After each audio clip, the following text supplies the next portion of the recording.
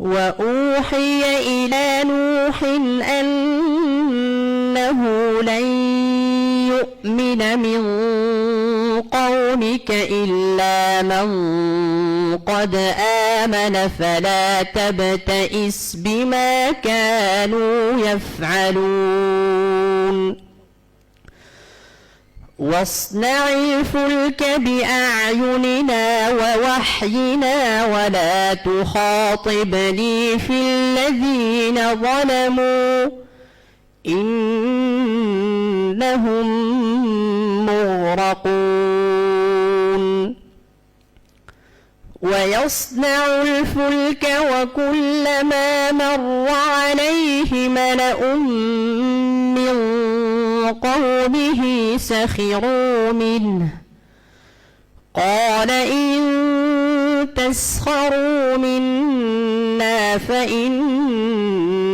نسخر منكم كما تسخرون فسوف تعلمون من يأتيه عذاب يخزيه ويحل عليه عذاب مقيم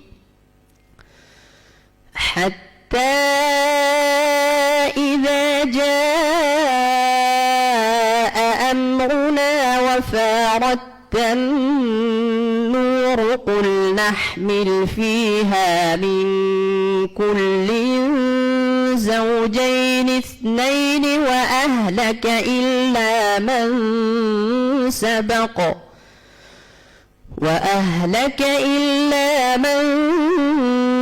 سبق عليه القول ومن آمن وما آمن معه إلا قليل وقال اركبوا فيها بسم الله مجريها ومرساها إن ربي لغفور رحيم وهي تجري بهم في موج كالجبال ونادى نوح ابنه وكان في معزل يا بني اركب معنا ولا تكن مع الكافرين قال سآوي إلى جبل يعصمني من الماء قال لا عاصم اليوم من أمر الله إلا من رحم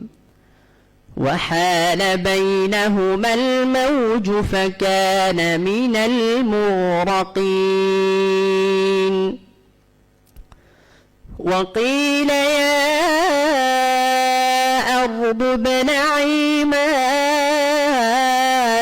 ويا سماء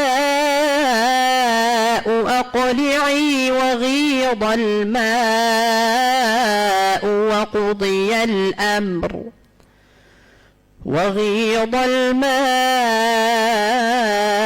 وقضي الأمر واستوت على الجودي وقيل بعدا للقوم الظالمين. حسبك.